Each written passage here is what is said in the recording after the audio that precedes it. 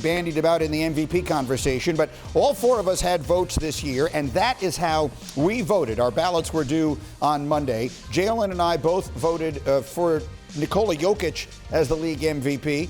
Michael Wilbon and Stephen A. Smith both voted Joel Embiid as the MVP. Mr. Wilbon, I'll give you the honors first here. Take us through your ballot and your thinking on Embiid as the most valuable player. Well, those guys all, and I had Devin Booker second in my MVP vote. We're talking splitting hairs. We're talking tiebreakers. And I know I'm not an analytics guy. I would not have taken Clayton Kershaw out with a perfect game after 7 innings. I don't want to hear about the analytics. Joel Embiid, just like the others, they all carried their teams. They all had fabulous seasons.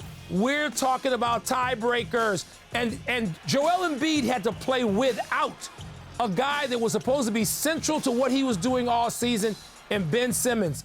Never got him. Yes, he got hardened late in the season for some games, but he had to do that. There was no excuse making. He carried that team, even without an all-star, even without an all-league player who's supposed to be the best all-court defender in that team. That's why I voted for Embiid. I was not going to vote for anybody over him who might have been in the play-in game, and that is not Joker's fault that he was missing those guys, but he was perilously close to being in the play-in, which is not going to get my number one vote for MVP. Hair-splitting, tiebreakers, Embiid. Stephen A.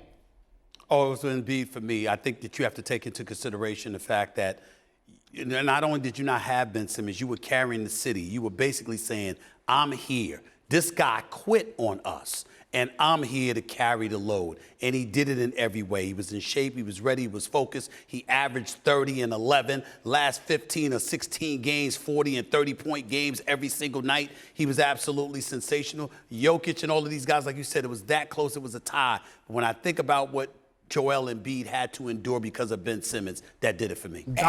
Yeah, go ahead, Jim. The dominance of Jokic and the milestones that he achieved took place no other player in the history of the league has accomplished. He led his team in points, rebounds, assists, take a deep breath, blocks, steals, and field goal percentage. That's 6 categories. Nobody has ever done that.